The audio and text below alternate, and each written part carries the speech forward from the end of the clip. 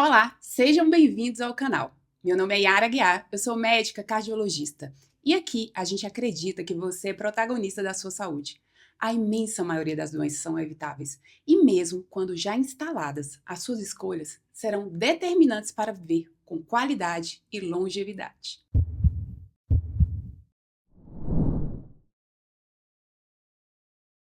E hoje vamos falar sobre um tema que pode ser muito conhecido por vocês por conta da dor que ele causa. Estudos mostram que ele circula lá entre as 10 piores dores que um ser humano pode sentir. E é cálculo renal, popularmente conhecido como pedra nos rins ou a nefrolitíase. E para falar desse assunto, eu convidei a doutora Emanuela Cel, que é médica nefrologista. Ela se formou na Universidade Estadual de Ciências de Alagoas. Ela fez nefrologia no Hospital de Base, tem título de especialista pela Sociedade Brasileira de Nefrologia. Ela é rotineira da Nefroclínicas Brasília e é secretária de saúde da MPDFT. Seja bem-vinda, muito obrigada por ter aceito esse convite. Obrigada, Yarinha. É um prazer aqui discutir, conversar com você sobre alguns temas relevantes. E vamos lá, olha, se você conhece alguém que tem cálculo, se você tem cálculo, já pega esse vídeo aí, ó, e manda para aquele grupo de família, porque eu tenho certeza que essas informações vão ajudar você a aliás, a eliminar isso da sua vida. No Brasil, Manu, estima-se, né, que 10 a 15% da população desenvolverá cálculos renais ao longo da sua vida. Faz parte das emergências nossas do dia a dia e causa realmente uma dor que é de enlouquecer, né? Mas, afinal, o que são esses cálculos renais, né? Como que eles se formam? O que você pode dizer aí pra gente? Então, a litíase renal, né, a calculose renal, ela é ocasionada. Vamos pensar que a gente tem uma balança no nosso organismo. Lembra aquela balancinha antiga de mercado, antiga, lá do interior? Você não precisa entregar na cidade, mano? De novo! Que tem um pezinho de um lado e um pezinho do outro. Então, no nosso organismo, existe um equilíbrio de substâncias, de sais, né? E quando essa balança ela pesa demais para um lado, para o lado da saturação, ocorre a formação dos cristais. Os cristais são feitos, os cristais ou os cálculos, eles são formados por sais, pelo acúmulo de sais nos rins e via urinária. Perfeito. E quais são os principais fatores de risco para desenvolver esses cálculos? Então, a litíase renal, assim como a hipertensão, a obesidade, olha nós aqui de novo. Exatamente. Ela também é considerada uma doença metabólica, né? Então, que muita gente desconhece, né? Muita gente desconhece. É claro que existem algumas condições genéticas raras em que o indivíduo forma um grande número de cálculos e que se a gente não corrigir, não tratar, esse paciente ele vai complicar lá na frente. Mas a grande maioria dos pacientes que têm litíase renal, eles são por questões de hábitos. Então, por que você vê normalmente várias pessoas de uma mesma família tendo litíase? Porque as pessoas de uma mesma família, elas compartilham os mesmos hábitos. E quais são esses hábitos que levam à formação de cálculo, né? Número 1. Hábito ruim número 1. Quem manda no nosso organismo para não formação de cálculo? Água. É algo tão simples, barato. A ingestão de água é algo determinante para não formação de cálculo. Ela está do lado de cada balança. Porque imagine, se eu tenho sais ali na minha via urinária e se eu não tenho água suficiente, esses sais vão se grudar e vão cristalizar. Você precisa de água para dissolver esses sais. Você precisa de água para dissolver esses sais, para esses sais serem jogados para fora do organismo. E é água, não líquido. Água. Nós temos que beber, em média, 30 a 35 ml por quilo por dia. Eu falo em condições normais de temperatura e pressão, não nesse deserto que está hoje em Brasília, né? Então, eu bebo muito mais que isso nessa época de seca, que é a época do ano em que mais eu recebo paciente com crise de cálculo, né? Então, a água é o número 1. E o segundo vilão que atua de forma muito positiva para a formação de cálculo e que a grande maioria da população não sabe, é o famoso sal, tá? Então, a gente sabe que uma dieta rica em sódio, ela é determinante para a formação de cálculo. E muitas vezes a gente recebe no consultório e o paciente fala, não, doutora, mas eu não como muito sal. Mas quando a gente vai fazer o estudo metabólico, que é uma série de exames que a gente faz, que a gente dosa alguns eletrólitos no sangue e na urina, para ver se está tendo essa hipersaturação ou não, a gente vê a quantidade real de sal que esse indivíduo está ingerindo. Consegue, detetive, gente, consegue identificar, não adianta mentir. Não adianta mentir. Ah, eu bebo muita Coca-Cola. Vocês sabiam que Coca-Cola é rica em açúcar e sal? Então, aumenta sim a formação de cálculo. Então, esses são os dois principais fatores para a formação de cálculo. É claro que existem outros, e aí com o estudo metabólico a gente vai investigar. Mas na grande maioria dos pacientes, a nossa intervenção é só pedir para o paciente ingerir mais água e reduzir a ingestão de sódio. Exatamente. E quais são os principais sintomas? A gente é popularmente conhecida aquela crise, né, renal ali, que chega no pronto-socorro, aquela cólica.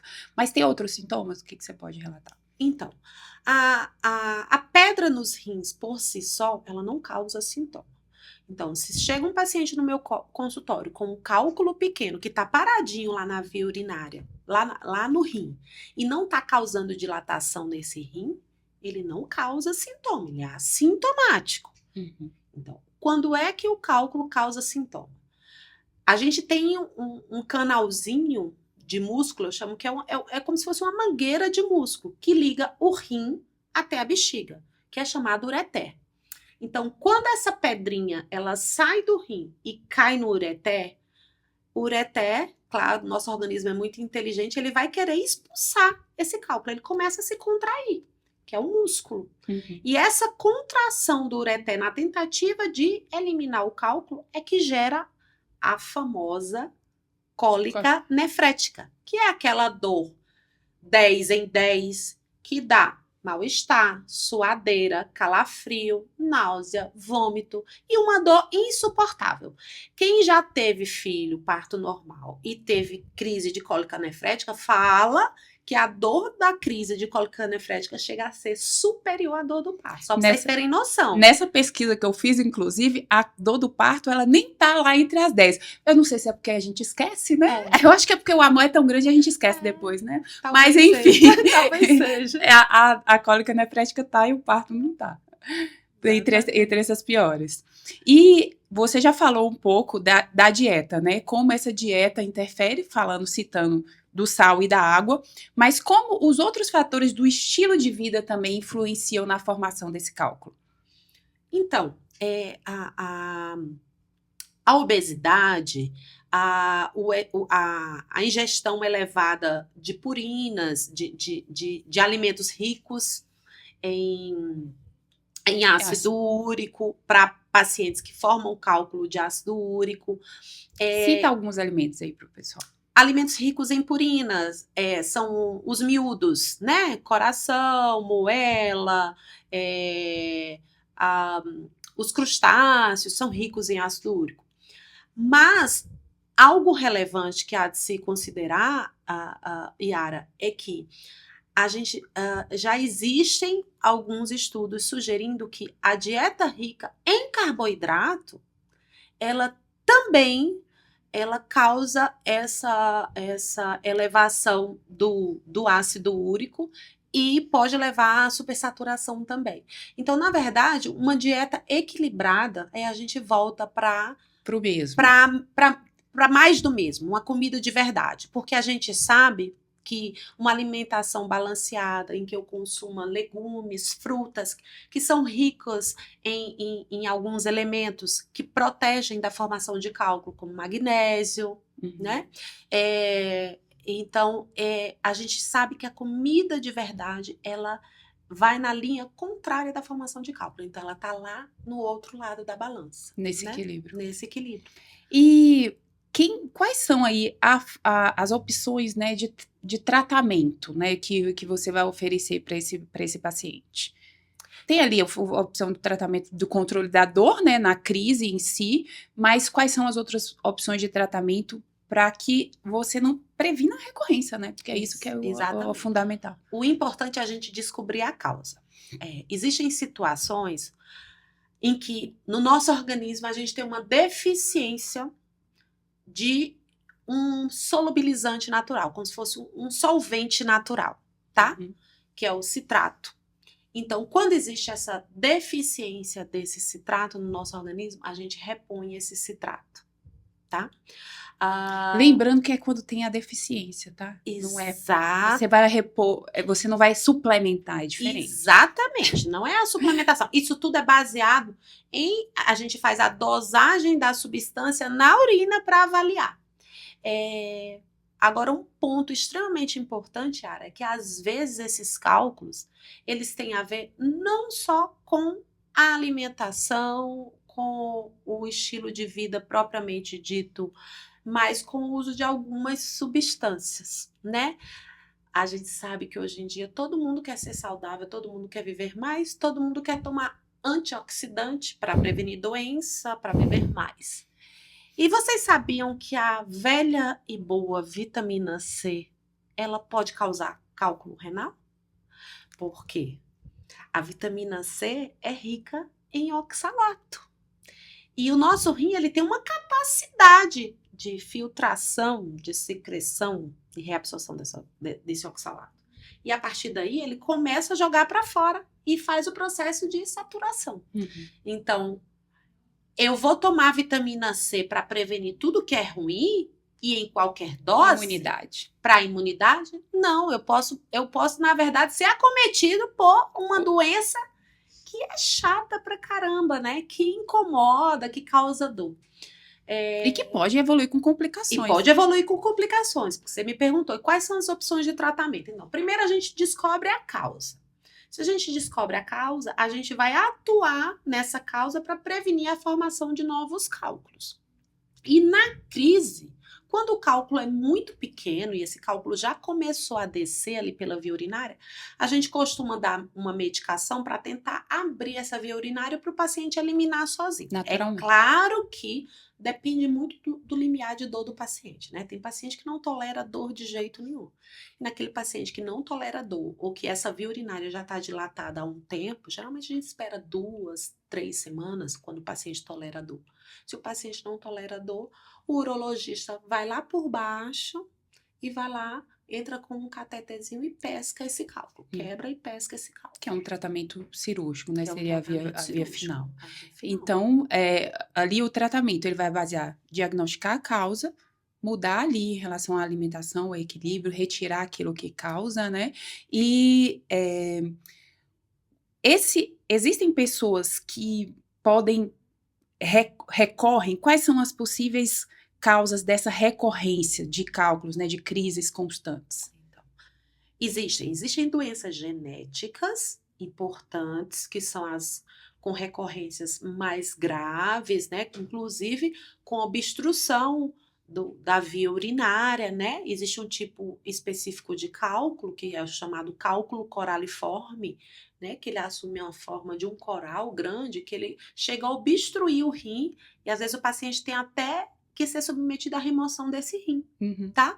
Então, é uma forma mais grave. E esses cálculos, geralmente, eles são contaminados, eles são cheios de bactéria. Então, essas pacientes, geralmente, têm muita infecção de urina. Então, essa é um espectro mais grave da doença. Mas a outra parcela da população, o outro lado da população, eles têm recorrências, sim, não tão frequentes, mas depende muito se eu tenho uma causa e eu não tratar. Se eu não tratar adequadamente a causa, inexoravelmente em algum momento da vida isso vai acontecer novamente. Exatamente. É porque eu quero reforçar aqui, gente, que o tratamento não é você tá lá com aquela dor, né, aquela cólica horrível, insuportável, vai ao pronto-socorro, realiza ali o procedimento, faz o remédio, elimina aquele cálculo e ponto, acabou. Não, você vai passar por uma avaliação para identificar essa causa, ver quais os fatores, a quantidade de água, a quantidade de sal, tudo que você está fazendo que possa melhorar para justamente minimizar essa recorrência ou eliminar essa recorrência. E quais são as possíveis, você já citou, quais são as possíveis complicações? Já citando até um pouco da questão da doença renal crônica que a gente também falou. É possível evoluir para essa complicação? Quais são as outras possíveis complicações desse cálculo? É sim, tá? Não, a litíase renal não tá entre as causas mais frequentes, tá? Mas pode acontecer sim do paciente evoluir para doença renal crônica avançada, especialmente naquele paciente que teve uma obstrução prolongada, tá? Já aconteceu de eu receber paciente com consultório que estava obstruído de forma prolongada em um rim, e essa paciente vivia tendo infecção, então a infecção acabou comprometendo o rim contralateral. Uhum. Então a paciente, ela acabou perdendo os 2 rins, né? A gente fala assim, e teve que evoluir para diálise. Mas eu repito, essa não é a via mais comum. E uma outra coisa que eu gostaria de falar é que é o seguinte, a gente sabe que uma alimentação equilibrada é tudo, mas existe uma teoria de quem tem cálculo renal não pode comer leite, derivados, porque tem cálcio. Opa, calma aí. Se você não ingere leite e derivados ou alimentos que são ricos em cálcio, você vai deixar o seu osso fraco.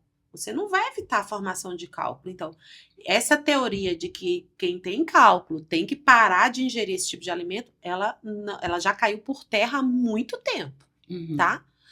Atenção deve ser dada, sim, às suplementações erradas. Porque assim como a vitamina C, uma outra vitamina é determinante na formação de cálculo. E virou modismo, né? A vitamina D, aí em tempos de Covid, pós-Covid, em que todo mundo Virou tomava solução para a em vida. doses elevadíssimas, virou solução para a vida. E o que a gente está recebendo no consultório são as complicações da hipervitaminose D, né? E aí a hipervitaminose D pode sim levar a nefrocalcinose, que é quando o cálculo ele não se forma dentro da via urinária, ele forma no parênquima, no próprio tecido renal. E a longo prazo pode gerar disfunção renal avançada, sim. Perfeito. E as doenças crônicas, né? Já que hoje em dia também é considerado uma doença metabólica, as outras doenças crônicas que a gente já falou aqui, diabetes e hipertensão, eles interferem na formação desses cálculos? Sim, porque a gente sabe que a hipertensão ela tem muita relação com ingestão de sal, né? A gente fala até em hipertensão sal sensível, né, Yara? E então, quando eu falo que o paciente tem cálculo e não tem hipertensão, eu acendo uma lamparina aqui e falo, fica de olho, porque em algum momento, se você não tratar a causa, que geralmente está relacionado com a ingestão de sal, você vai desenvolver hipertensão em alguma fase de vida, né? E o diabetes também, por quê? A gente sabe que o paciente que tem diabetes tipo 2, geralmente, a gente não pode falar que generalizar, mas geralmente esse paciente, ele não come de forma adequada. Ele tem uma dieta rica em açúcares, em carboidratos finos, ele come poucos grãos, poucos legumes, poucas fibras, que são substâncias protetoras para a não formação de cálculo. Então, para você ver como está tudo muito ligado. Muito interligado. E você já falou, né? Foi a primeira, aliás, o número 1 aí para a formação do cálculo, mas eu queria reforçar isso.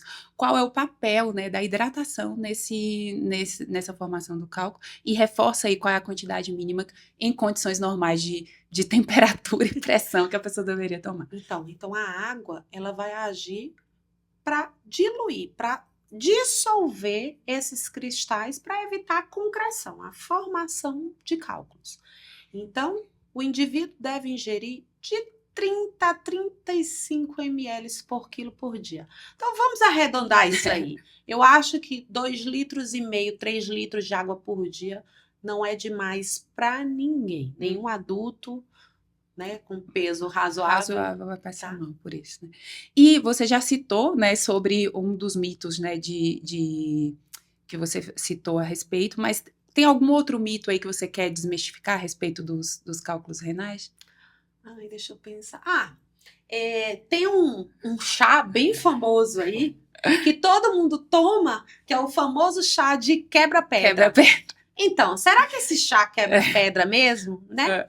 Então, os estudos de litíase renal são muito feitos com animais de pequeno porte, né? Com ratinhos. Uhum. E os estudos em ratinhos mostram que o chá de quebra-pedras, ele, na verdade, ele não quebra a pedra. O que é que ele faz? Ele deixa a aresta, a superfície do cálculo mais lisa, evitando mais acúmulo. Porque imagine, o cálculo é como se fosse um coralzinho, uma pedrinha espinhosa. Vai enganchando outras coisas. Exatamente. Vai enganchando outros fragmentos. Será que a gente tá falando lá do nós Então, vamos falar um nordestinês aqui? Nordestinês básico, né? Cearenseis, que eu falo. Então, ele não quebra a pedra. Ele ajuda a não ocorrer essa concreção maior. E aí, o que acontece? Ele é líquido. Então, ele ajuda no processo de hidratação, nesse arraste. Uhum. E aí, por isso que se deu o nome de chá de quebra-pedra. Beleza. Ótimo, Manu. Eu acho que foi fundamental aqui as suas contribuições. Você queria falar mais alguma coisa que você julga importante? Então, pessoal, nessa época de seca aqui em Brasília, eu falo, é a época do ano mais crítica. Bebam água, andem com sua garrafinha. Onde quer que você vá, leve a sua garrafinha com água. E uma outra coisa que a gente acabou não falando e que eu recebo muito no meu consultório, o paciente chega e fala, não, doutora, mas eu não como muito sal, eu já estou usando até o sal marinho. Ah, então pronto. Porque o sal marinho, ele é mais light, ele é mais saudável. E a gente sabe que o teor de sódio do sal marinho é menor. Então, o que acontece? Esse paciente, ele coloca muito mais sal para poder dar o efeito do sabor. Então, ele acaba ingerindo muito mais sódio. E, detalhe, gastando muito mais. Então, não troque o seu sal tradicional por sal marinho. Você está só gastando dinheiro. Eles usam até o sal integral, porque para tratar a pressão, você imagina. Nossa, então vamos, né? Mas, enfim, eu queria deixar aqui como mensagens finais que a genética, sim, pode influenciar, né, no aparecimento de cálculos. Mas são as suas escolhas que serão determinantes para esse surgimento. Hidratação, alimentação adequada, controle das doenças crônicas são fundamentais para o aparecimento e para a recorrência desses cálculos.